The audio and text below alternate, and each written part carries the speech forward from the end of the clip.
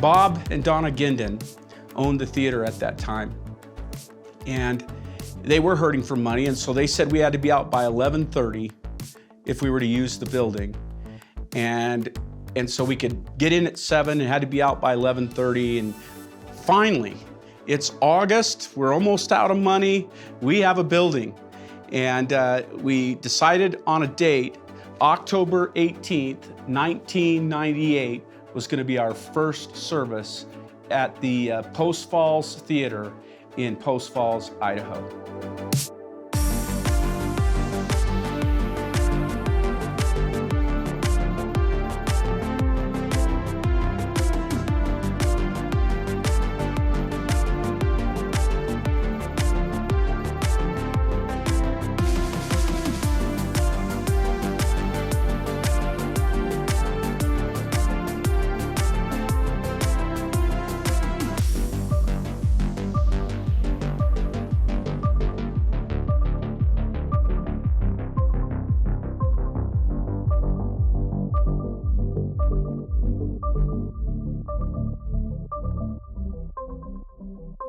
Everything was about October 18th when we could start our first service at the theaters.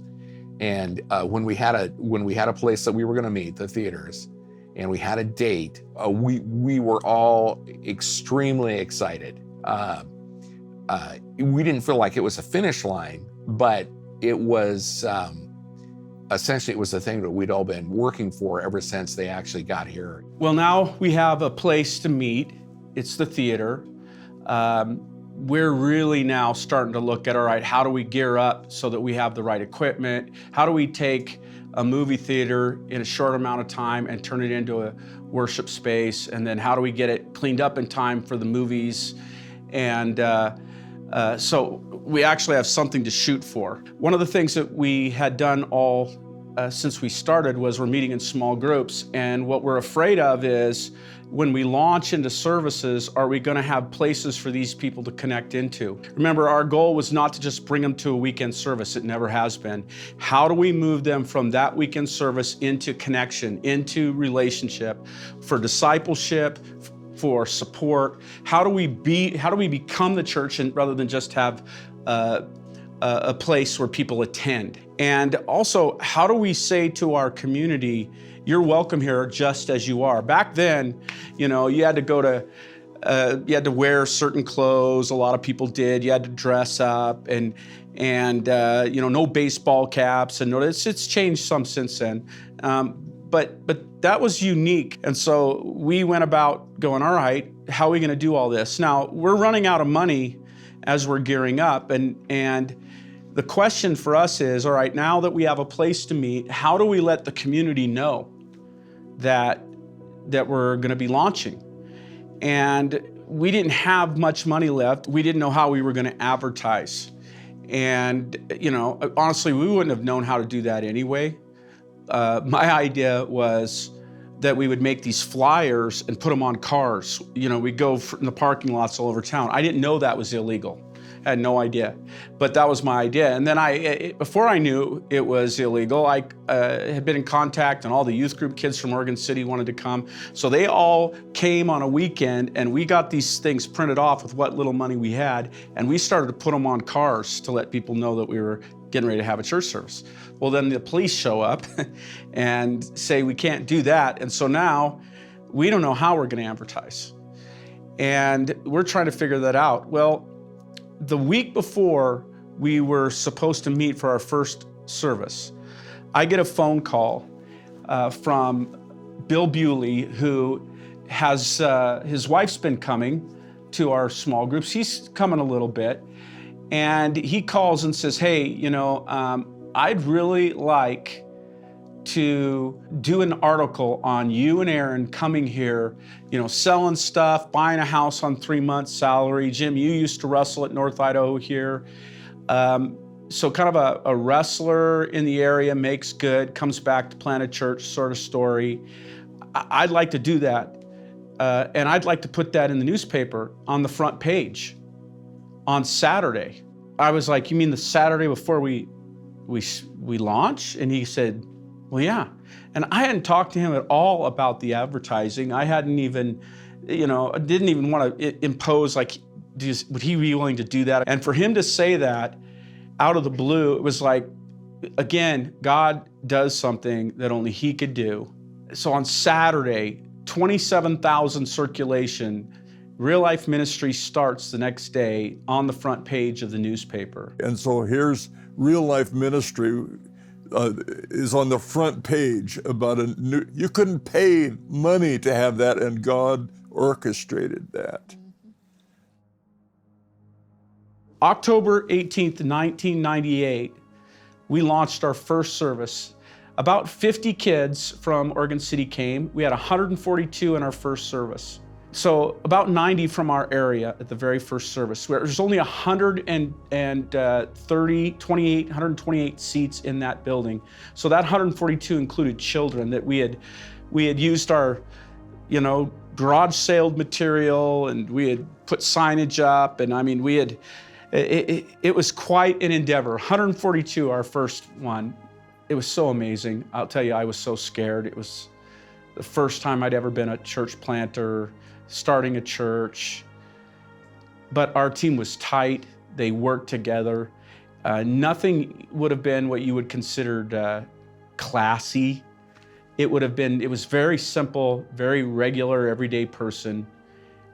But man, what a friendly group of people. You knew when you came to that first service that you were wanted, you were welcome, and there was a next step for you. From that moment on, we called everybody that was missing. We pursued the missing. We were reaching outside the walls. We were getting to people in small groups. And if you came one time, we were going to call you.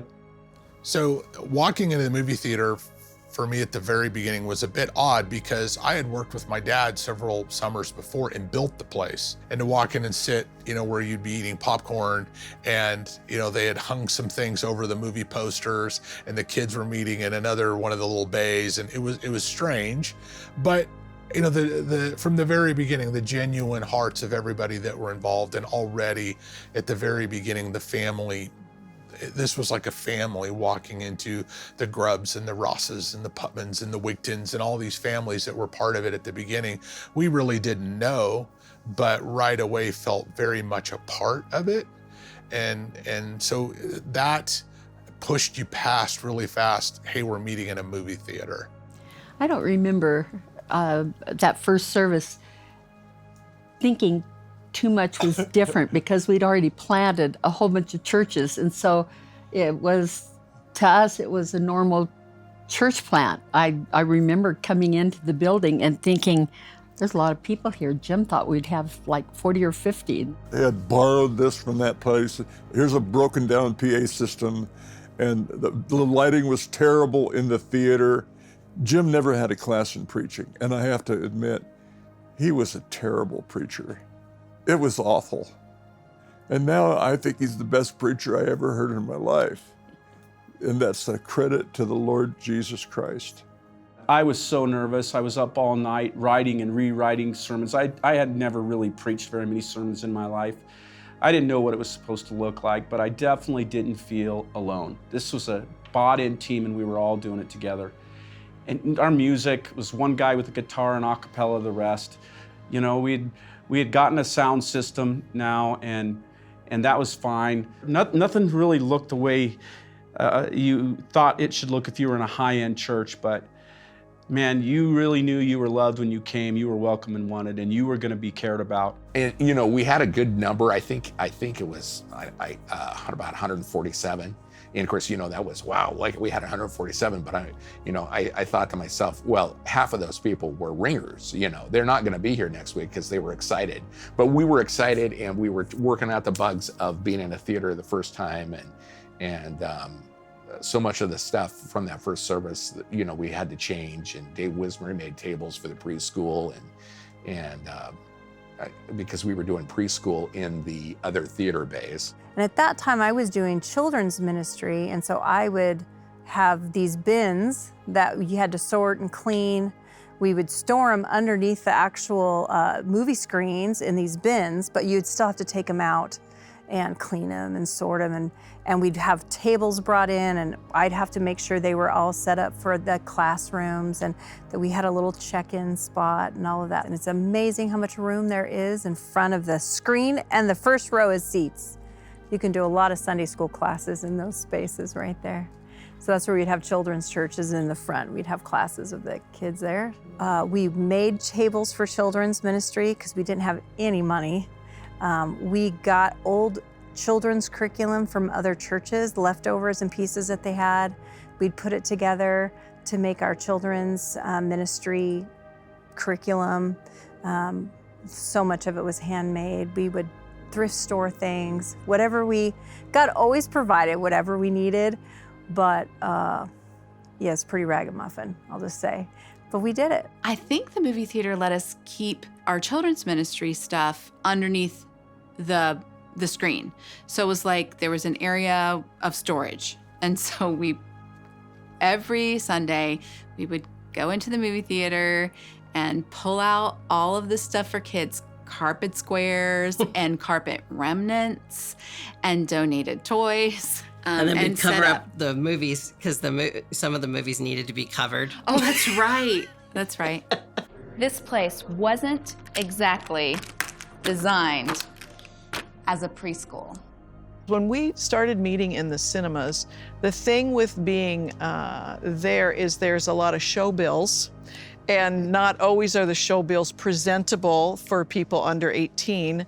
So I was the seamstress that created coverings, and we Velcroed things so that we could cover the show bills. With our kind of share, connect, minister, I think prepare at the time, and it was where you put up kind of like, this is what we're going to be about, kind of our values from the very beginning. One of those things was state your purposes. So when people come in, so it's like we had those printed and laminated so we could put those up every week. So people knew what our purposes were when they came in the door, and it wasn't just looking like we put drapes over the show bills. I remember doing that. I'd forgotten with that Velcro. We had to cover that. I'd forgotten that. Yeah. And I was the worship pastor for the first, 4 or 5 years of Real Life, and we would get there and lead worship in the movie theater. I also ended up becoming the first greeter. My friend Marianne Bewley, she would help me, and it was, again, that we were just excited. I almost felt like I'm the church mom, and I just, when people would come in the door, I knew they were coming because God was drawing them, and we wanted them to feel so welcome when they came in. I didn't grow up a hugger. For some reason, when you get excited about people coming to your new church, I became a hugger. And so it actually became one of my nicknames. Now, I don't hug everyone who comes through the door, just people who want one.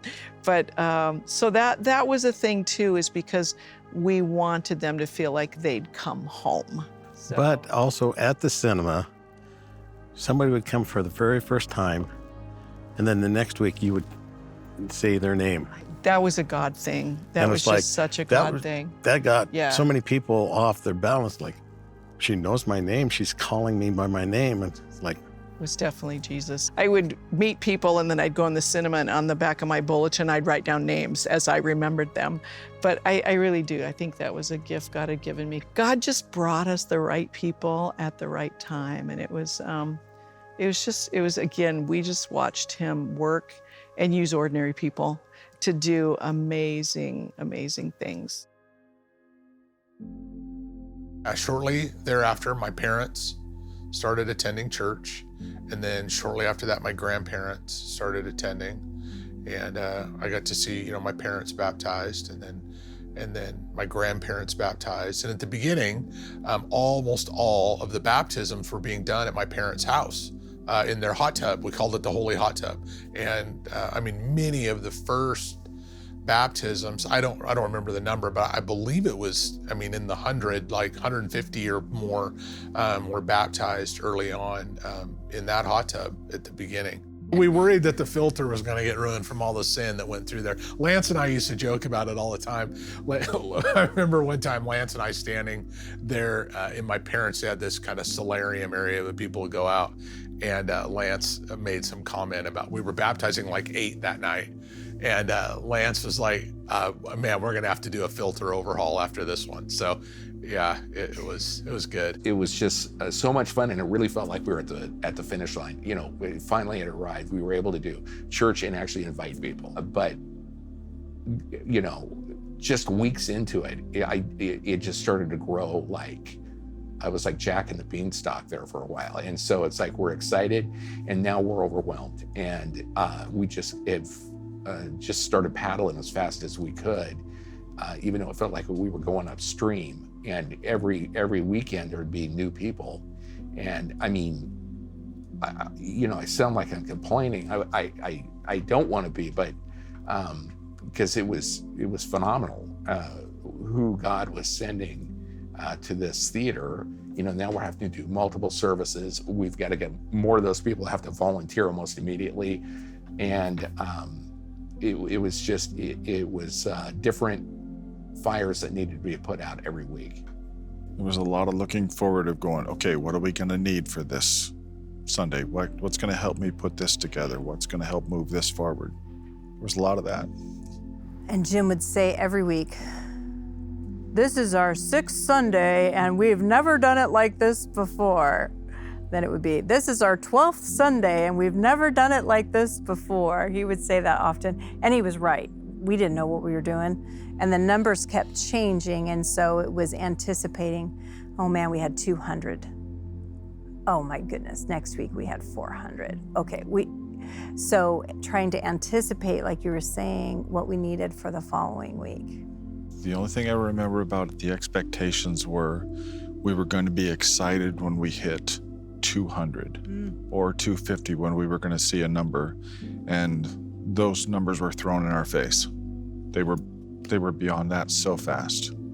I had created a 5-year plan from the start before we actually even moved to North Idaho, because in order to raise money from some of these churches, they always wanted to know what was it going to look like, what were they going to be supporting. And so I had created this 5-year plan, but I'll be honest with you, I had put together a 5-year plan that said in 5 years we're going to be 500.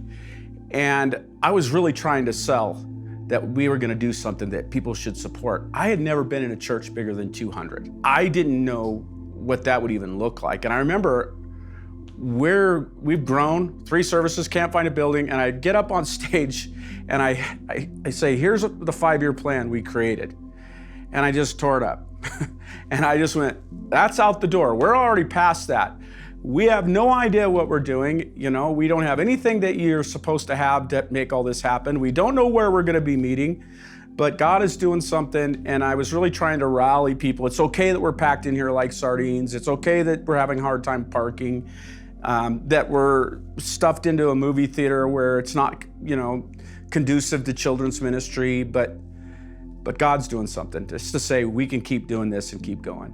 I was completely shocked that so many people came so quickly at the beginning. I think we all were. I don't think anyone had any expectations of it being a big church necessarily. I think we had an idea of it being a passionate church and having a vision and knowing where we're heading, but no one really had a vision for it being a big church. And I think that the fact that it grew really fast and people were coming to Christ in droves, and families were leading other families to Christ. And then, you know, all of a sudden there's a hot tub in the neighborhood that everybody's getting baptized in, you know, down the road on, you know, from Celtice movie theater was all a shock to all of us. And it was clear that God wanted to reach, you know, a big harvest. And it was, it really didn't have anything to do with any great plans that anybody had. God was just doing something, and we were kind of reacting to it. It felt a lot more like we were trying to figure out, how are we going to disciple all of the people that God is bringing? Yeah. And it was more like we were reacting to what was happening. It didn't feel like, I know I didn't expect anything like that. And but it grew really quickly. to make things really difficult, while we were in the theater, it was being used all week long, so we didn't really have a place to meet as groups. So this really forced us to meet in homes in small groups. And it just reinforced that God's methodology was, yeah, we met on a big stage in as big a place as we could find on the weekends, but that was just one day a week. Doing life together, serving in small groups, ministering to one another, that was the DNA of our church, and it just so happens that that was the DNA of the first church. And so in a sense, God was forcing us to do that. And we couldn't afford to hire people from around the country, and nobody wanted to come to North Idaho. It was a small town. So we were forced to go, we're gonna raise up regular everyday people, which was, again, that was what Jesus did. And he used regular everyday people, and he used them. And so, you know what? We can do that too. So from the very beginning, we believed that if you got saved, you were saved from something for something. You know, trying to convince people that their job wasn't to be spectators, but they needed to be connected to God, connected to one another, and serving in the body of Christ together. Convincing them of that wasn't easy, but once that got started, it became, again, who we are, which was really all about who we were supposed to be in the beginning. And God kind of forced us into that, and we went with it. So from very early on at Real Life, and even when I look back on it, before I ever even met Jim, there was something God was doing in me about ministry and church and just how much God was changing me. And so when I met Jim and we just started a lot of, these conversations, I just started feeling this, what I didn't know then, but I know now was a calling to ministry. And through the course of the whole first year, others around saw this calling in my life and said, man, we really see this. And Jim came to me several times and several others and just said, man, think and pray about this. We would really love to see you come on to the staff. And the funny thing was, Jim and I still joke about is we can't really pay you very much, like hardly anything. And we really don't have health insurance for you, really, kind of. And like, we're trying to figure this out. And Amber and I were young married. She was pregnant with our first child. And we're like, how are we going to make this happen? But I knew that God had called us and we have to go. So the church started in October of 98. I was on staff in late November of 99 as our small groups pastor. I came to work my first day. It had snowed the night before.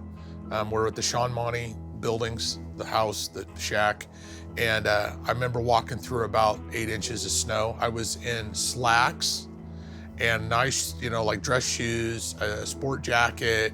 Like, I don't know, what do you wear, right? So I come in, I walk into the house, Jim's sitting at his desk in that little bedroom.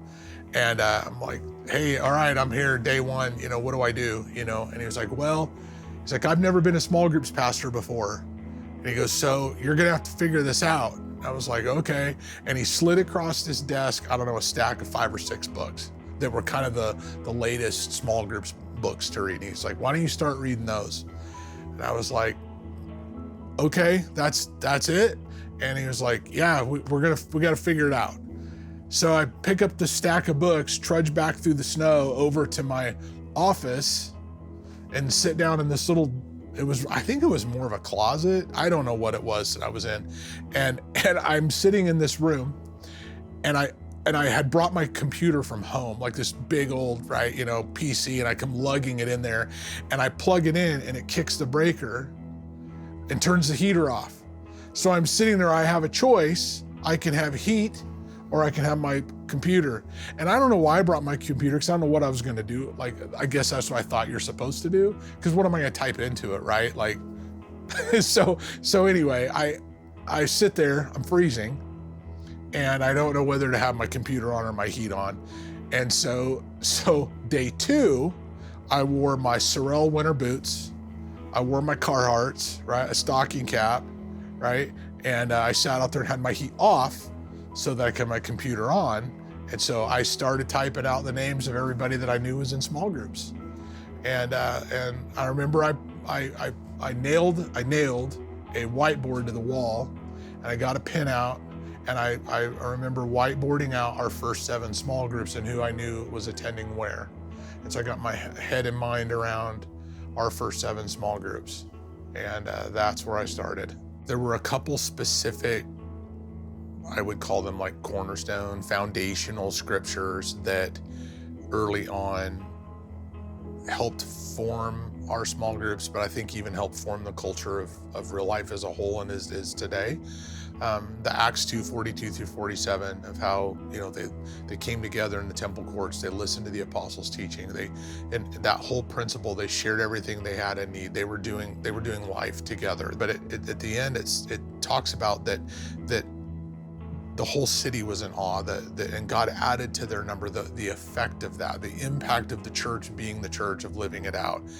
When you go to Acts chapter 6, you see them raising up the choosing of the 7. They raise up the 7, and it says, and many of the priests became believers. So not only were just the common people becoming Christ followers, even the priests were being converted. So the most difficult of the culture were coming to Christ because the church was being the church, which what the church was really doing is just living out what Jesus had modeled. What did Jesus do? What did the early church do?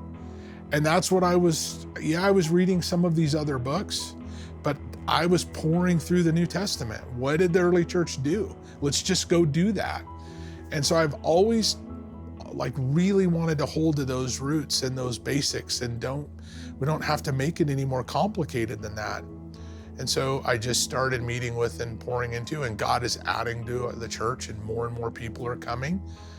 And we needed to make more room. Well, to make more room, you need to start branching groups. And so we started branching groups, and 7 became 14, and 14 became 21. And we ended that spring in May when Lance and I put together our first leadership training for the summer.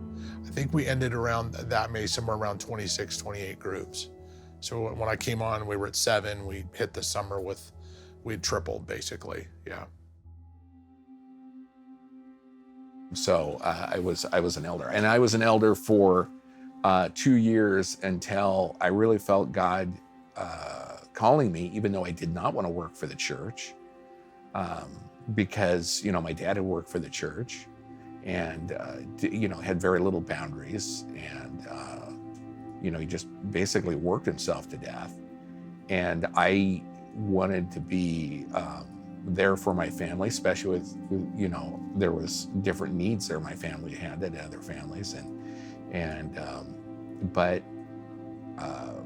God made it grossly apparent that I was going to have to work for the church. My dad was very pastoral, was happy to be there with people, and in just incredibly bad situations, loss of a child.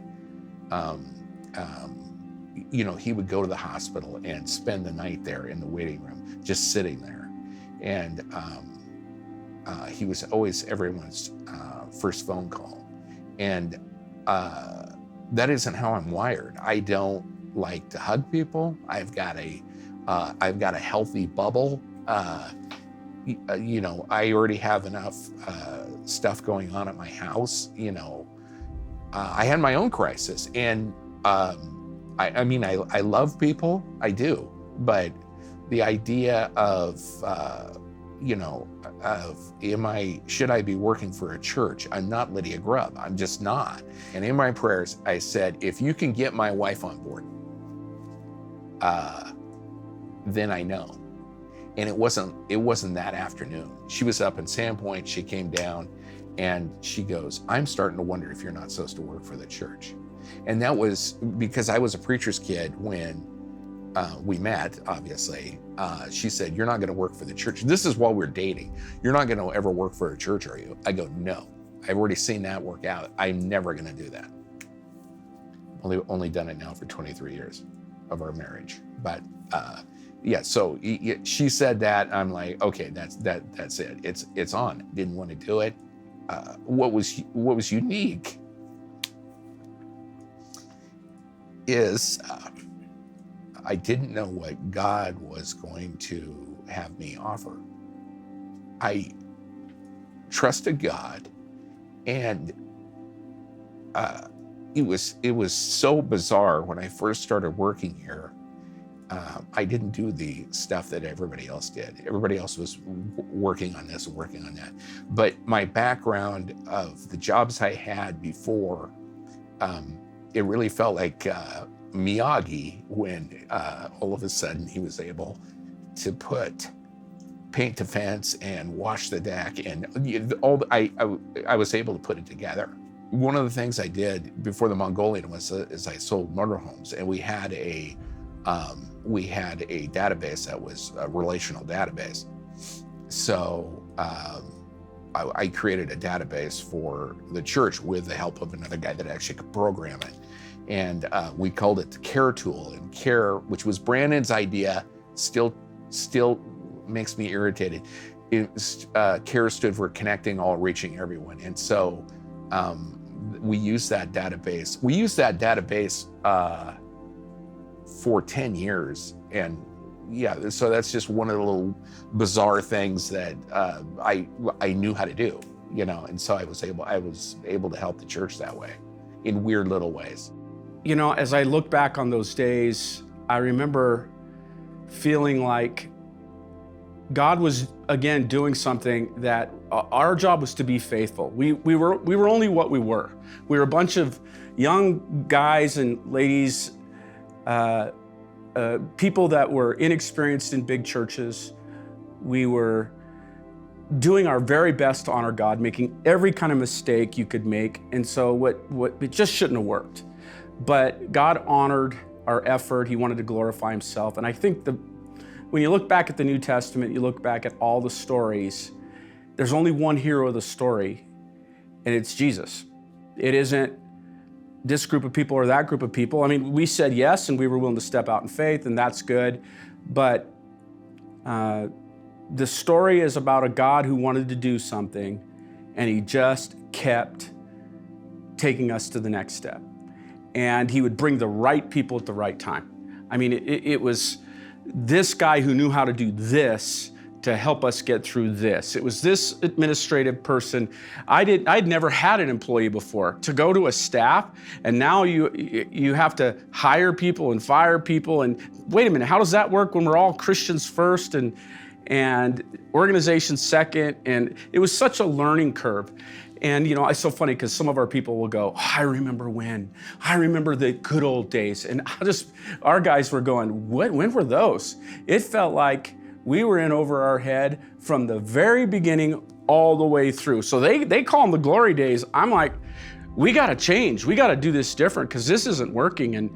And we're putting people into place that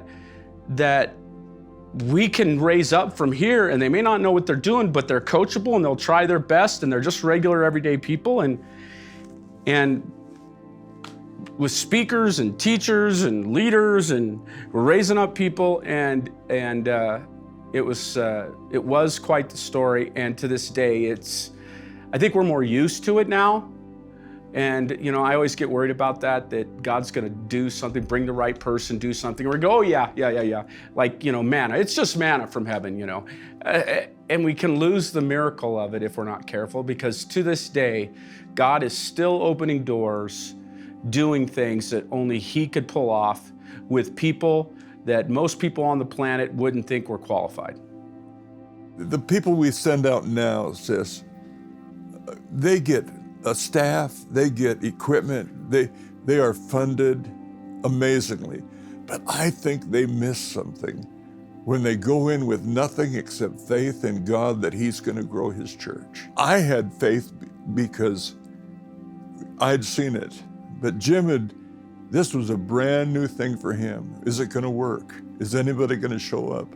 What happens when the money's gone? Who's going to do this? And he had all of these things. And I think part of the fact that he's a man of faith today is watching what God has done in the past. When Real Life started, we actually were at the theater, and oh, look at us, we're a church. And we were so excited. We started to grow at a rate that was not right in my mind. It was not right, meaning it wasn't the norm. And I didn't necessarily know what to attribute that to. I knew Jim was talking to people, and wherever he went, he was talking to people, but it was family members that were talking to people and about, you need to come in. People that were coming to the theater that people had prayed for in their families for years, these crusty, old, never gonna go to church, tough, classic North Idaho guy. They're showing up in church. And because he's showing up in church, we're picking up people that he knows. And they were, I mean, it was growing by word of mouth at an unbelievable rate.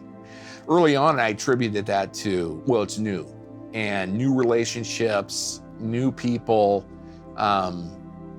We were living off of that. However, we started breaking growth barriers that were unnatural for normal churches. We broke 400, we broke 500. Again, I'd never been in a church bigger than 200 in my entire life. Before long, we're running 250. We're running 400. We're at 2 services. We're at 3 services. Now we've got to figure out how to get 3 services done in and out before 11:30. And now I'm starting to get the phone call. It's maybe 6-7 months in. We're at 3 services, 3 services, and now we're starting to hear that the theater is going under. And so now the schools won't let us use that. We still don't have very much money coming in. We're barely making it. We have, we're running up to 500 people now in 3 services, and now we're about ready to lose our building. What do we do now?